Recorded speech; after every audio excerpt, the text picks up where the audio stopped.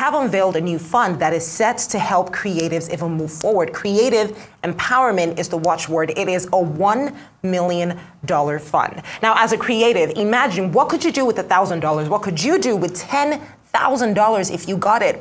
The big question here is, what will you do with it? For a lot of people, when we speak about our industry, the biggest challenge we often hear is the lack of funding, whether for films, whether for projects you may have, whether to even create content.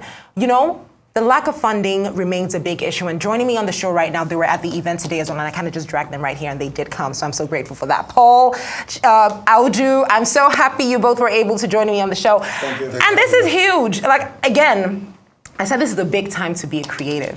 This is the best time, because look at this. First of all, what motivated this $1 million fund? Because, you know, you just were giving a contribution and you just casually just put it in. Yearly, like, I mean, we want to do it yearly, so it's like earmarking $1 million yearly to support creatives. I mean, it's part of our 20-year celebration. I mean, next year we are 20 years in business, as most people know. It's been an interesting journey.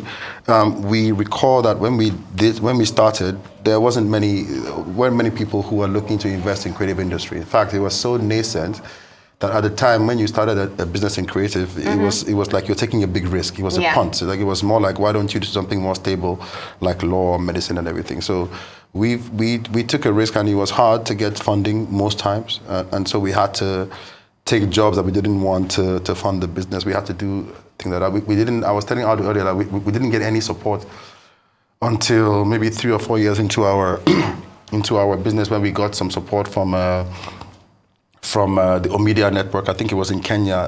I can't remember the year, but we got $50,000 at the time to help us, and that really made a big difference to us at the time. So we thought, what better way?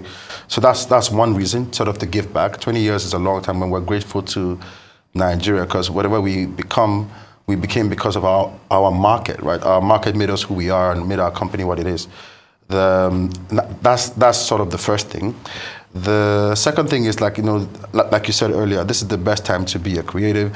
There's so many plans. I mean, we've been so excited by the work that the minister, Hannatu Musawa, has done so far. She has a brilliant team, and you were there earlier today, and you saw her unveil all these great plans. We're so excited because for the first time, we have a ministry that is dedicated to the creative industry, and we want to do our own part, because as much as people want to do the big things, our experience has showed us that the small things are also important. So while, you know, people like them are very expert, and, you know, we trust them to focus on the big things, we want to see how do we get those young people supported to begin to even prepare to take the next step. Because sometimes when something is too big, they need that middle ground, be able to step up. So, like, a 10K here, a 5K here. I think those two reasons is why. And then, Audu, do you want to? Yeah, if I may also say, I think one thing that's unique about the fund is that 50% is going to female entrepreneurs. And I think that's crucial. And that's an amazing thing, by the way. Thank you. But it seems like it's amazing, but it should be the standard. And the simple reason is that sometimes when you're in a marketplace and there's no equality, what you do is try and level the playing field. Yeah. And we know that with women, it's a bit harder to go into business, access to funding. We've heard stories of women being harassed because they want to do something amazing. And we think that women are the bedrock of any nation. The truth is that SMEs are really driven a lot by women. It's small traders, it's things like that. So we're dedicating 50% of that. And the idea is that we're going to grow the fund over time. We're starting off in Nigeria. We're going to spread to Africa and over the time. Because right now, our culture is a global phenomenon. It's our food, it's our fashion, it's our swag, if you want to use that word at all. So the idea then is that we're dealing in a global economy, so we cannot just keep it local.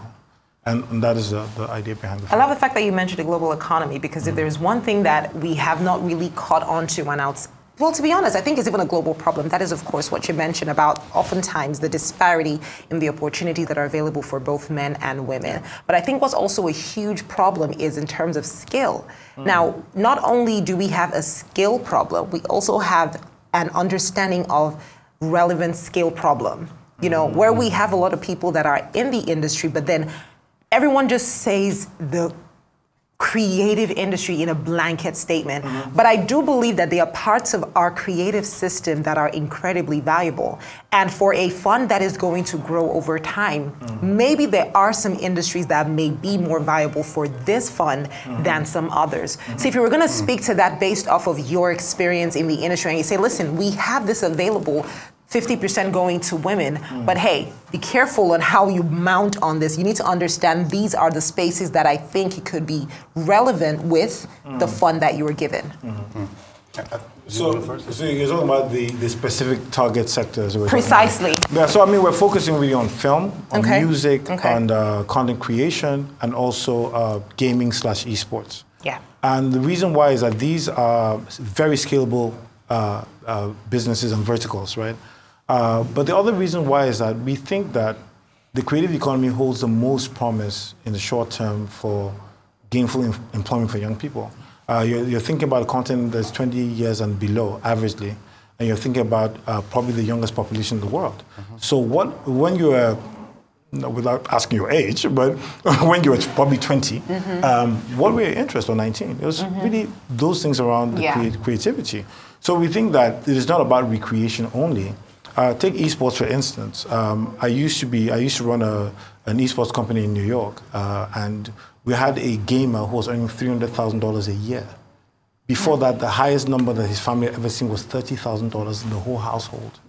And this is a guy who's being paid to play computer games. Now, it seems like it's just computer games, but it's competitive gaming on a global basis. And there are big pools of money that's available for that. And the career paths, Harvard, Wharton, even schools like Yale are giving scholarships for esports. Now, there are many gamers in Nigeria. The problem is about the platform. Yeah. So if we're able to help people that are creating games, curating the games, and also helping to promote those games, how many millionaires can we create? So for us, our thinking is really very simple. If we had to beg, borrow, use every skill in our head to raise money to build this company today, then it's our job, it's our legacy to make it a little bit easier for the next generation. Let them solve their new problems. Let's solve the old ones. So that's really what our thinking is all about. I wanted to add that, you make a fine point in that you do have to be specific about what the fund is for. You do have to be specific about the verticals within the creative industry, because there's so many things that are on the, and you're so right. It can sometimes seem vague when you say creative. It's a large spectrum, and so this fund is going to be very specifically looking at that. We are not working alone. We are working with a few partners who are sort of experienced in sort of incubation. One of them is the CEP, run by a very intelligent lady, Ojoma. She has quite a lot of experience in driving this. And the point of that is making sure that we are not only saying here's a check, because that's a lot of young people think they need money, but sometimes they don't really need money more than they need experience and understanding. So before anybody gets a check, there has to be a system that says, okay, you know what, are you looking at your low-hanging fruit? Are you looking at the things you can prioritize? I mean, I come from a sales background, right? So all my professional life, I've been in sales, and I always think, what are we selling? Who's buying, right? And so we're not telling you go out and just make content. We're telling you understand your market. What's the market size? Who is buying? What are you selling? And until we have that system, so they'll be going through a very rigorous incubation system, an accelerator, if you prefer that word, and we'll be working with them hand in hand to provide the skills that we had from a sales background. I also have a tech background, and Audu has a legal background. We bring all that to bear, and by the time they come out on the other side, they'll be ready to make better decisions as to how to build successful companies, because we need that to happen to prop up our creative industry, and that's the whole idea. I love that. Now, there's so much exporting going on with our creativity. Yeah. There's so much of it. Like, it's incredible. It's almost scary. To the point where how maybe you build something and you start to see it slipping away, and you're like, are you sure this is still allowed? Very good point. Yeah. You can speak on that, because sometimes that happens. I mean, I think it's absolutely crucial to protect IP. Yeah. Local IP. Because, nobody built the creative industry by giving it away. So every market that is California and the US that is making so much money from, they didn't get so big by giving away their precious IP to other markets. It seems to be the other way around. I mean, we are, unfortunately, because we have a history of lack of support, a lack of infrastructure. You have young people starting businesses, taking money from abroad, and then that money at the same time pulls the results, pulls the value out of the continent and into. So I mean, if you look at most of our big talents, a lot of the revenue that they accrue are not even coming back to develop this country, right? So, and that's why even at Chocolate City, we have been very specific and intentional about development on the grassroots level. So I think people who are in power, like the Honorable Minister and her great team, she spoke about that today in terms of sort of IP. How do we make IP a big deal? Because it is a big deal. It's more valuable than oil, in my opinion. So I think companies in our space that are creating value need to be protected. I think those companies need to understand that Africa is a big market. Audu just said something, and there's some numbers behind that. I mean, we have probably the youngest consumer market in the world. The youngest people in the world live in Nigeria. And if those young people are going to be digital, right, it means that it's a safer bet. You know what I mean? It's a safe bet because we know that the market is young. The market is going to keep growing. So the value is there. We just need to fix some things. You know how you have a house, a new house, just need to fix the bulb a bit, fix the water, fix the lighting. And if someone is dedicated to doing that, then I think we have a stronger house, basically, if I can use that analogy. So, I agree. I hear you, right? But then when I hear you speak, I also think of time. Because even if you use the analogy of a house, it takes a while to build a house. Now, I also find that as much as we are we're in terms of the population, it's the youngest people you'll find in the creative economy. But guess what? It's also the most impatient people you find with the economy. Oh, that's a good point. It's also the most impatient in the sense that is exactly why we are so dominant on social media. Because if I said to you, watch my whole hour, someone is like, could you just clip like a 1 minute thing for us in social media so we can watch it? That's what's happening right now. So then when I hear you speak about, building and ownership as well, because that's what I hear when you talk about Chocolate City, you're celebrating 20 years. Now, 20 years is 2 decades. I don't remember. Are you saying we're old? No, I'm not saying that. No. What I am saying is... No, what I am saying is this took time. And then, how do you rationalize this? Because there are 2 prongs to this. On the one side, some people are scared to own. Because it's like, if I own, when am I going to get when am I going to get here? Where I can say, you know what, we're putting together this fund and we're giving back and all that. Am I going to do 20 years to get that? That's the one side. And then on the other hand, you have people that are like, well, I just could not be bothered. There's, like you said, there's so much influx in terms of resource into our economy as well, where some people don't care to own. As long as I can make my money, take it and go. Let me just get my bag and go. So how do we align our mentality to understand that the only way to really own and have and keep here and generate that GDP within this economy is if we own it? How do I get this, yo? Paul, what is this? Paul, you've been giving it to me like I was actually talking to you with this one, but I'm going to let Audu begin this. I'll come back. Always a lawyer, blame the lawyer. I think that intellectual property is probably the most valuable thing that mankind has created, and in that economy today.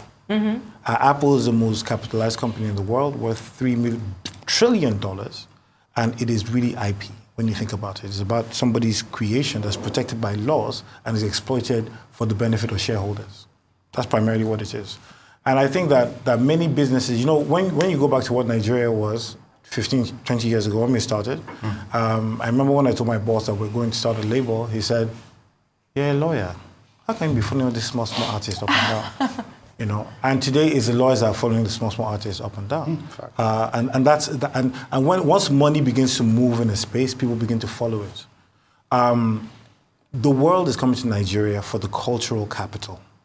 The biggest thing that we're not done well is build our own platforms. We're still relying on third parties to enable us. So one of the things that we're doing also with the fund is trying to, and that's why we're using technical tech partners to make sure there is a scalability through tech. Because until creative marries tech, we can't get scale. right? You want to be able to do a show virtually online and sell tickets and people are paying. That is scale. You have 500,000 views paying £2 or $2 a month. You can see what the numbers are. But the ownership part is really critical because you see, the reason why Apple, let me use Apple again, or Flutterwave, even a great example of a unicorn, is because they have intellectual property rights. They've come with data, with tech, with databases, and these are the things that help their business get, fuels the business, right? But they cannot exploit it without being able to license or franchise that. It is a core root of ownership. Now, what we have, today we're sitting down here as Nigerians and we have an accent, we have our music, we have our films. People in America are talking about egusi soup.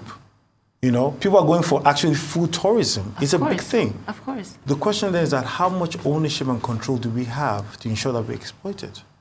And that is really the whole thing around this whole business, is that it is critical for us to understand that for the first time we have funding that allows us not to lose ownership, but empower scale. And our job is to make sure that we are educated enough to know how to use the licensing to generate revenue. And I think that is what the ministry is here to do. It's not here to teach people how to be creative. We're already creative. What it's doing is putting the policies and the kind of the legal protections, because there's a strong correlation between IP protection and GDP growth. Yes. Every time you see them, you always see the same thing. The US has the highest GDP enforcement and protection. Of course, the GDP is up. So we cannot be behind in this, and that is why it's a national urgent program. And what we think is that the incubation teaches you many skills beyond what he said: marketing, legal, financial, right? Even a bit of psychology, right? Because without those skills, you cannot sustain the business. So our trajectory, we've been blessed because we had a very varied partnership, and over time we've been resolute and we've kept on going, and thank God we're still alive. Literally kept on going. That kept on going is heavy. I want to add something. So I like the question, the patience question. I think this is what it was, the patience. Yes. How patient can young people be? Yeah. I'm still young, by the way, so let's get that out of the way. Of course, 100%. I'm going to ignore your small jibe. I think one thing that people need to understand, that the very nature of the business that you're in, the revenue is residual. A lot of times, young people don't understand this, right? If you look at the pricing structure of creative industry and the pricing structure of how people consume these products, like how much does Apple charge you for a subscription every year? How much is a song? I mean, 0. whatever cents per download, right? So you're not going to be in music business and make $1 million every month, right? You have to be doing 419, and I'm sure there are a lot of young people in Nigeria who are unfortunately skilled at that as well. That's another conversation for another day. Yeah, but then the very nature of the business you're in, the revenues are sometimes residual. That means that you have to be playing a long game, right? And it means that you have to own to be able to be in the game, right, at a certain point in time. Because, I mean, you can have a song like, we recently, like Sweet Mother, the Nico Mbaga song. That song was made, none of us here were born when that song was made. I think, and you can imagine if something happens today, the song begins to stream, right? The question is, who owns that music? We've been here when, Fela on Broadway came out, right? And it was such a big splash, and it was funded by Will Smith and whoever. Who owns that property? Exactly. Where did the money go, right? And because the money goes to the person who owns it, right? Precisely. So if you're not thinking about ownership at this point, then you don't understand what you're in the wrong business. There are even, and if you look at the ticket sizes, if you're in fashion, like, you have a fashion company, how much is somebody going to buy a dress? They're not going to buy a dress for #1 million, right? So again, if you started having these great designs and you sold them to somebody for short-term gains, it usually takes time for people to get used to something. So my advice is, the different types of ownership, right? You don't even have to own all of it, but then the point is, don't let it go. And we've been in that situation where we've, gotten offers to say, sell or sell. I mean, there's no question of something like that. If we are serious about building our economy, right, we have to take ownership as a very, very serious thing, because this is making money 100 years. Like Michael Jackson's catalog will be making money you know what? There will be a time on this earth where nobody remembers our names on this table. But I'm telling you, Michael Jackson's his catalog will live forever. Yeah, it will. Right? And the question is, who owns that? Like, who is the owner? Who is that money going to? And you have to make sure it comes to you. So you need to own it, right? And I think, enough said. I couldn't agree more. Now, I'm going to say this is probably the easiest question and probably what Are you sure? Because it's been tough No, so hold far. on. I'm going to tell you. How do people get in? How do people get the fund? Get the fund? Yeah, how do people get it?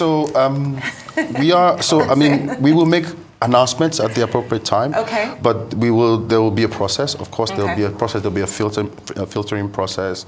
Like we said, one of the conditions that the fund must go 50% to young women. That is homage to the many women that have been part of Chocolate City. Like, people sort of usually see one of us, but I assure you there have been so many strong women that have been part of our story, and so we feel it's important. So we will agree on the process by which people enter, by which they are reviewed, and then the finalists will go into the incubator, and then, very transparently, which is why we are not doing the fund alone. We are bringing on people who can keep us sort of, make sure that we are honest and accountable. Yeah. Meanwhile, you diss us lawyers, and I don't appreciate that. Are you a lawyer? I'm a lawyer, honey. I studied law. I don't know that. Okay. Yeah, chop knuckle. Chop knuckle. Why? Let's not be too hasty. What did you diss stuff? No, but really, I think for me, I'd always say this, right? The creative economy gives me less high blood. Like, I don't have high blood pressure in the creative economy because, like I said, you have to show workings. You cannot just say it. It's something that you say it and then it shows in what you do, how you live, and there's usually a track record for everything. Yeah. You said earlier today that in 20 years, it's the first time you've seen this level of government intervention in our industry. So I think it really spells good things for us in the coming years. And like I said, this is the best time to be a creative. It is. And I also say that I think a lot has changed. Yeah. A lot has changed. I mean, you saw the panelists today, and it's a team of proven professionals. So it's a breath of fresh air to have people who actually know what they're talking about, beyond people who are just political appointees that have no experience. So I think that's key. But I think even more importantly is the fact that we have people like yourselves, channels like this, platforms like this, are now talking the business side of things. Because one thing that really irks me, not even irked, is that you're in panels and some guy from the banking says, well, we don't understand your industry.